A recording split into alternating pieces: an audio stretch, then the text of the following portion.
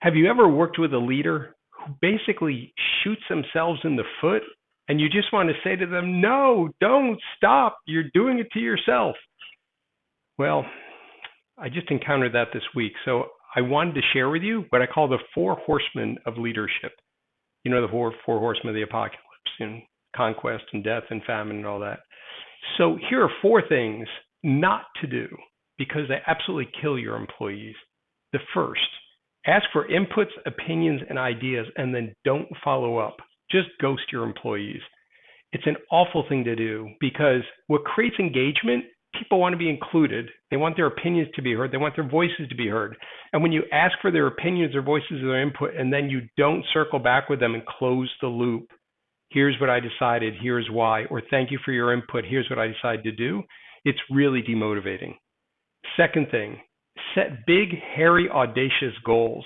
This used to be a thing, the BHAG. Shoot for the stars, you'll land on the moon. Well, what contemporary motivation theory tells us is that will kill motivation. Why? Because what people need are goals that are stretch goals in the sense of they're exciting, they're energizing, they will stretch them, there's something to shoot for. But if they're too hard, then it's demotivating. So it's better. They're called Goldilocks goals. You remember Goldilocks? Goldilocks and the Three Bears? She went to the bear's house. Baby bear's bed was too small. Papa bear's bed was too big. Mama bear's bed just right, right?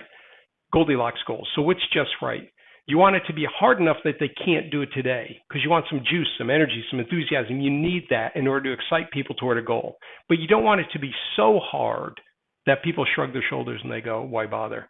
And I'm seeing this with a lot of my clients right now.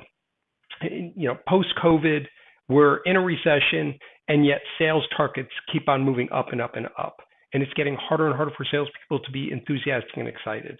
So sometimes setting that big, hairy, audacious goal, it's too far, it's too hard. Third thing, don't take credit for other people's work. It's surprising to me that leaders still do this, sometimes intentionally and sometimes it's a blind spot. But there are a few things that are more demotivating for employees than doing really good work and then having their boss take credit for that work. Now, there's kind of a flip side to this, which is the fourth horseman. Don't assume that your work speaks for itself.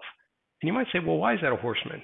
What I'm seeing more and more, especially in large organizations that are working remotely, is there's so much noise in the system that unless you're speaking up, unless you're visible, you kind of disappear. And you go, well, is that necessarily a bad thing? And the answer is yes. Why? Because there's a battle for talent. There's a battle for resources. So you cannot assume that your work will speak for itself. What you want to be doing is sharing the work that your team is doing, highlight your team, and it's we, right, that you're leading the team. And if you feel like, well, that's boasting, it's bragging, that kind of thing, it's not.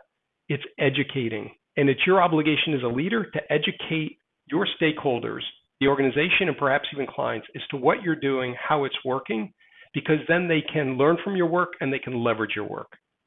So the four horsemen, ask for opinions, ghost your employees. The second thing, set big, hairy, audacious goals that are too hard to achieve. Third thing, taking credit for your employees' work. And the fourth thing, assuming that your work will speak for itself. There's a four horsemen of leadership. If you can avoid these, you'll likely be more successful as a leader.